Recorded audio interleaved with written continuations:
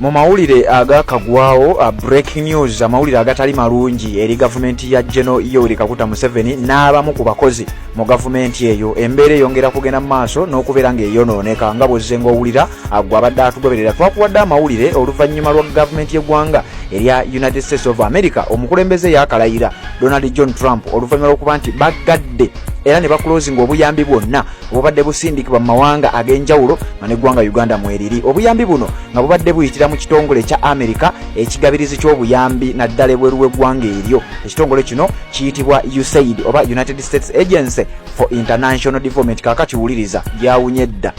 Abamu ku basawo ababadde bakolera wansi w'ebitongole bino wammanga wetwogerera ng'okusinziira ku permanent secretary mu ministry ey'ebyobulamu amanyiddwa nga Dr. Diana Atwine balagiddwa okubeera nti munnange emirimu giweddewo, tusaba mukkirize mubeere nga mukola nga be tuyita ba volunteers. Tetukyalina mirimu gye tubawa. Okusinziira ku Dr. Diana Atwine ono nga ye permanent secretary mu ministry y'ebyobulamu yabategeezezza nti bannange tujja basaba, tukimanyi mwasoma obusawo era tubadde tubawa emirimu era ebitongole bino bibadde bibawa akasente. Kakati wetwogerera babategeezezza twagala musigale nga mukola wabula nga mukola nga ba volunteer. Jukira volunteer oba obimanyi teba musaala mulimu gwa bannakyewa nti era twagala mu developing kyetuyita mwoyo gwa ggwanga oba patriotism. Wuliriza wano. Okusinziira ku Dr. Diana Atwine abasawo bonna waba health workers abadde bakolera wansi w'ebitongole bino America yayimirizza okuwa obuyambi. Waliwo ekitongole kimanyiddwa nga United States Centers for Disease Control and Prevention oba CDC n'ekitongole ekya USAID nga bwe nkugambye United States Agency for International Development. Kakati wuliza kye babakoze. Abasawo ababadde bakolera wansi w'ebitongole bino oluvannyuma lw'okuba nti eggwanga erya America lyayimirizza obuyambi bwonna obubadde bujjira mu kitongole ekyo nga mwe muli ne miliyoni 4 eza dola nga sente zino zibadde ziweebwa gavumenti y'eggwanga erya Uganda ekulemberwa General Yoweri Kaguta Museveni nga sente zino zategerekese era ebyama byazuuse ti sente zino zibadde z'abasiyazi era nga bwe baziweereza ne be baziweereza bali baabisiyaga nga sente zino ekigendererwa kyazo either okulwanirira eddembe lyabo abali b'ebisiyaga bali mu Uganda n'okulaba nga embeera yaabwe ey'obulamu etambulira ddala bulungi nnyo. Sente ezo zazibadde ziyambako abali b'ebisiyaga oba abantu baabwe okulaba nga bambi abaana baabwe basoma. Bw'abanga omuli w'ebisiyaga yennyini musomi, sente ezo zibadde zijja abeere ng'asoma bulungi nnyo awatali kimutataaganya. Trump we yali alayira lyebimu ku bye yasayininga kye tuyita executive orders mu mateeka ge yasayininga yayimiriza obuyambi bwonna obwali bugenda mu mawanga ag'enjawulo nga buyitira mu bitongole ebyo. Era Trump n'ategeeza nti nze oba mu ggwanga erya America lye ngenda okukulembera tukkiririza mu genders 2 male and female tetumanyiiyo basiyazi. Kakati no ne giwunya ebbanga lyonna obadde ng'owulira naddala ba propagandist abakolera gavumenti ya General Yoweri Kaguta Museveni babadde emboozi yonna bagisindika bakulaga nti His Excellency Robert Kyagulanyi Ssentamu n'ekibiina ekya National Unity Platform bawagira obuli bw'ebisiyaga era bawagirwa abasiyazi nti era ne sente sente eziva mu ggwanga erya America oba eziva mu basiyazi zituukira mu bakulembeze b'ekibiina ekya National Unity Platform. Kakati amawulire gavuddeyo nga gakonfaminga kino nti ekituufu kiri nti sente ez'abali b'ebisiyaga zibadde zituukira mu gavumenti eya General Yoweri Kaguta Museveni. Kakati nowulira bw'embeera weewaŋŋamuse oba embeera bwetabuse ku gavumenti eno. Bannayuganda nga bakyagenda mu maaso n'okubeera ng'ate batambuza emboozi eno nga bakyagenda maaso n'okunoonya kiki ddala ekiri emabega w'ensonga eno. Wuliriza ekituuse ku basawo abakolera mu bitongole bino. Okusinziira ku sources amawulire gano bayinza obutagakuwa, nze nsazeewo nga kuwe. Gavumenti eya Uganda esabye aba health workers bonna oba basawo oba baki naye nga jjukira baatugambako tubadde tuwulira mbu waliwo eddwaliro erijjanjaba abali b'ebisiyaga mu bitundu by'Entebbe tetunnakikakasa naye akirinako bwino jjagenda mu comment section ombuulire. Kakati gavumenti ya Uganda ng'eyita mu permanent secretary mu ministry y'ebyobulamu amanyiddwa nga Dr. Diana Atwine yategeezezza abasawo ne ba health workers bonna boyinza okuba ng'okitegeera nti tubasaba emirimu girabika giweddewo. Abasajja baggadde ekitongole era bayimirizza obuyambi. Tubadde tubasaba musigale nga mukola mu malwaliro ag'enjawulo mu bifo eby'enjawulo era mu developing kye tuyita spirit of patriotism.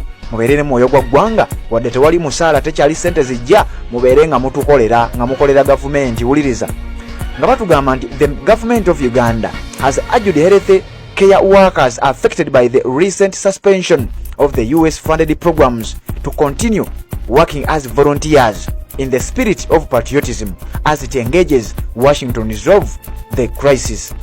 Tinowulira bano nti baasabye n'okusaba kwonna ba health workers ab'enjawulo ababadde bakola nga bakolera wansi w'ebitongole bino ebibiri byenkugambye. Eggwanga lya America byabigadde kati no bategeeza Dr. Diana Atwine abagamba twagala mu developing kibayita spirit of patriotism mubeere nga mukola nga ba volunteer mu bitongole ebyenjawulo.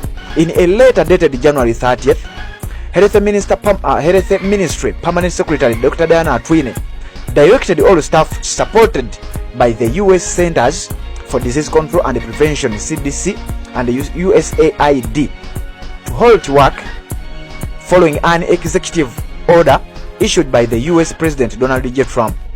Dr. Diana Atwine yawandiika n'ebbaluwa ngenda kusomweza asatu ng'ategeeza era nga alagira ba health workers bonna ababadde bayambibwako ebitongole bino US Centers for Disease Control and Prevention CDC n'ekitongole kya USAID nti musooke muyimirizeemukko ku mirimu.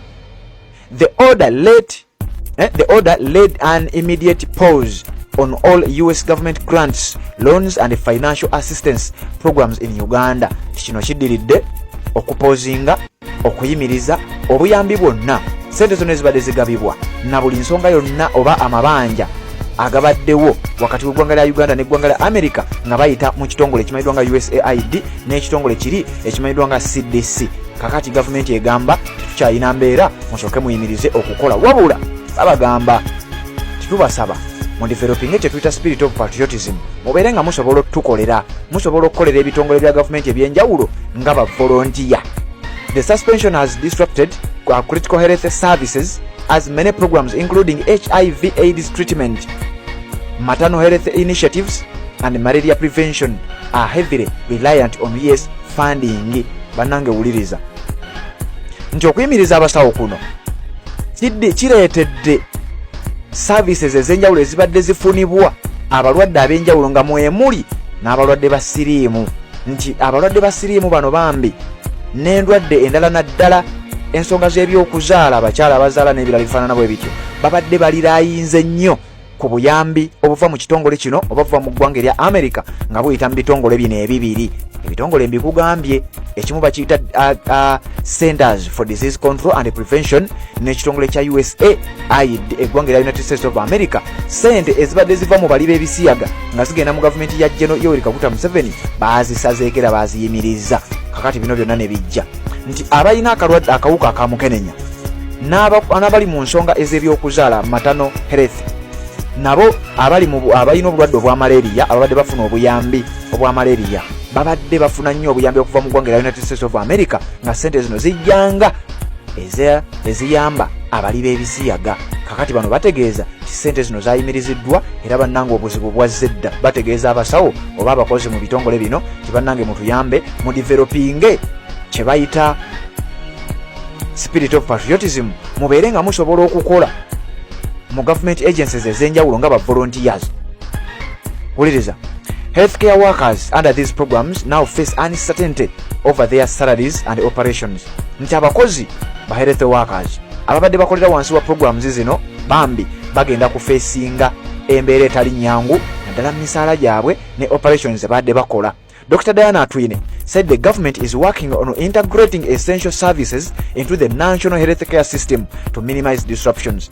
Okusinziira ku Permanent Secretary mu Ministry y'ebyobulamu Dr. Diana Atwine wulira bwagamba agamba nti bagenda kukola nga bwe basobola nga gavumenti ababadde bafuna ssente zino okuva mu bali b'ebisiyaga bagenda kukola nga bwe kisoboka okulaba nga bagezaako okulaba nga batetenkanyiza abantu bano bambi butabateerawo mbeera mbi.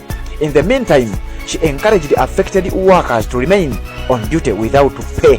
Kano kawulirize nnyo nti mu kaseera kano asabye era n'ayencouraginga nti bambi mwenna ababadde bakolera wansi wa programs zino eza America newankubadde abasajja bayimiriza obuyambi badde batuwa abasabye tusaba musigale ku mirimu nga mukola newankubadde tetugenda kubasasula. Wulira statement bwe yagambye, contracted staff willing to continue working in the spirit of patriotism as volunteers are encouraged to contact their respective hospital directors or the ministry headquarters for integration into the health care system. Bwe yabadde awandiika Gambia yawandiise ennaku z'omwezi zabadde nga 3 ebbaluwa eyo bwe yawandiikibwa zaali January nga 3 nga bategeeza nti ababadde balina contract wansi w'ebitongole ebiri ebyaggaddwa oba obuyambi obwayimiriziddwa tubasaba oba abo bonna abali weeringi okubeera nga mukola nga mulina omwoyo gwe tuyise oba kye bayise spirit of patriotism nga mulina omwoyo gw'eggwanga abaganda okusigala nga mukola nga ba volunteers nga teri kusasulwa tubasaba mu contacting mubere in touch ne ba directors ba mulwaliro gye mukolera abasobola mutuukirire ebitebe oba headquarters za ministry ez'enjawulo musobole okulaba nga bambi mutegeerebwa obanga ministry bategeera nti gye muli mukola era temufuna musaala bino nno byayogeddwa Dr. Diana Atwine tukyagenda maaso n'obbikutuusaako mukutu gwa Redson TV bw'oba tona subscribe nga kikole. United States Agency for International Development alone provides hundreds of millions of dollars annually with much of its supporting efforts to combat HIV/AIDS under the President's emergency plan for AIDS relief. Ulirizawo nnyo nno wano. Eggwanga lya America sente ezabadde zoogerwako nga zino z'abasiyazi kigambibwa nti zibadde obukadde n'obukadde obwa dollars oba obuwumbi n'obuwumbi obwa sente za Uganda zibadde zijja nga ziyita mu kitongole ekya USAID, United States Agency for International Development, nga zijja mu gavumenti y'eggwanga erya Uganda nga sente zino bazisindika ziyambeko mu kulwanyisa HIV/AIDS era nga zibadde zituukira wansi w'ekitongole ekimanyiddwa nga PEPFAR mukimanyi bakita President's Emergency Plan for AIDS Relief. Mu State House sente z'abali b'ebisiyaga gye zibadde zituukira. Wulirizaawo nnyo wano. Officials have warned that the suspension could jeopardize access to life-saving medication for millions of people, especially those living with HIV. Abakungu era abakugu balabudde nti abantu bonna naddala abo abalina akawuka akaleeta mukenenya basemberedde oba boolekedde akaseera akazibu naddala mu mbeera ey'okufuna kye bayise life saving medication. Obukadde n'obukadde bw'abantu abawangala n'akawuka kano kigambibwa nti babadde bafuna eddagala eribayambako kyoyinza okuyita ARVs nga bafuna obuyambi buno wabula nga bubadde bujja wansi w'ekitongole kino ekigabirizi ky'obuyambi eky'eggwanga erya America ekimanyiddwa nga United States Agency for International Development. Sente ezo Donald Trump yaziyimiriza era wano nga bagamba nti abakugu balabudde abakyalina akawuka ka mukenenya babategeezezza nti bannange mwolekedde akaseera akazibu, n'abo abatannafuna akawuka ka mukenenya babategeezezza nti mwongere okwekuuma kubanga embeera ebadde egezaako okutaasataasa ekyamazima erabika yazzeemu embeera gyetutannaba kubanga tutegeera. Tulina sources wano ze tujjako ze njagala okubanga nkutegeeza. Wulira we bagambye civil society groups have also raised concerns over potential job losses for thousands of Ugandans employed under US funded initiatives. Ebitongole ebyannakyewa birabudde era ne bitegeeza nti bannange abamu ku bakozi be tubadde tukozesa, abamu ku bakozi abadde bakola emirimu egy'enjawulo boolekedde okuluuzinga emirimu oluvannyuma lw'okubeera nti eggwanga erya America ebitongole by'enjawulo bibadde liisizaamu obuyambi okusindika mu ggwanga erya Uganda byayimiriziddwa nti era enkumi n'enkumi z'abakozi essaawa yonna bagenda kubanga bafiirwa emirimu gyabwe era mwetegekere kye tuyita unemployment ey'amaanyi ennyo mu ggwanga erya Uganda. It remains unclear how long the freeze will last.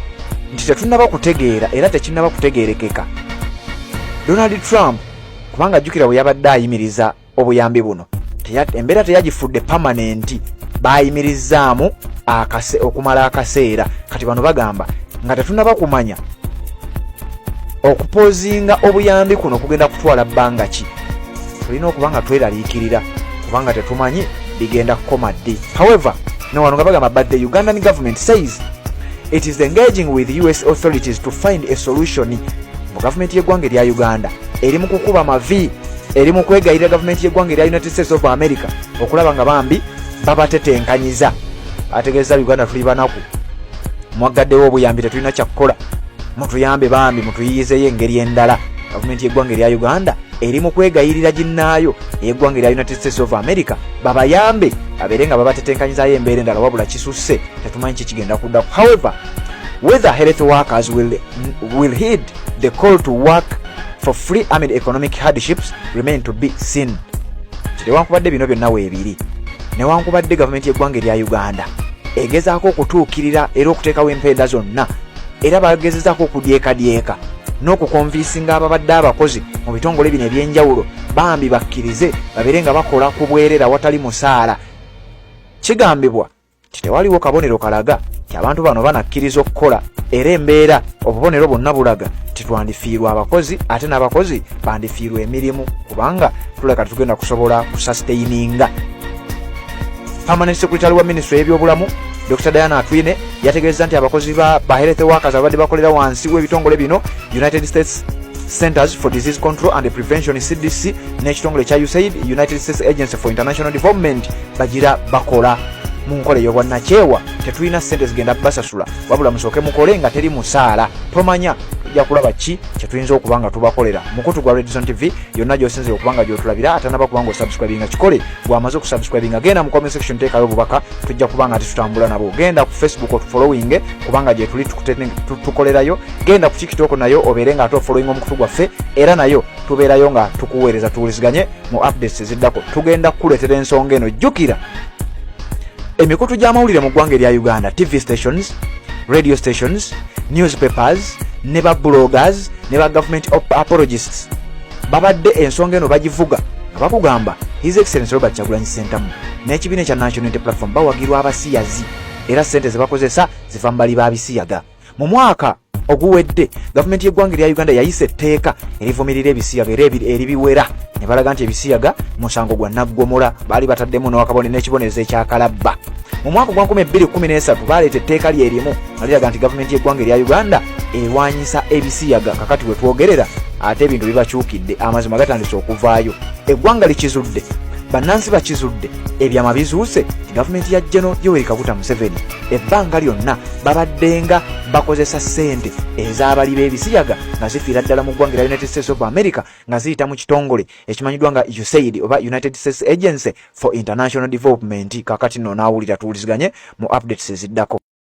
Assalamu alaikum wa rahmatullahi wa barakatuh. Amanya n'eddoboozi Haji Abdu omusomi w'edduwa. Nkola ku nsonga ez'enjawulo emirimu nga gikutataganyeko ebyenfuna byo nga bidobonkanye n'oba oli bweru wa ggwanga emirimu gya kutankalanako jangu kusomere ku dduwa kubeda nedda edduwa zaabaawo edduwa zisomibwa omuntu n'oterezebwa mu mbeera yonna ebadde kwesibyeko akanyaga. Nina ekyoto kye nsobola okukumira wadde oli bweru wa ggwanga nga toli kumpi wano n'ofuna omukisa ogwo nawe n'osomerwako ku dduwa nga nkuteddeko n'akabaani awo ajja kukusaasira ajja kwanukula. Kuba ku namba yange y'essimu 0752 44 71 56 ne ku WhatsApp kwendi mpereza obubaka sobole okuyamba. Assalamu alaikum wa rahmatullahi wa barakatuh.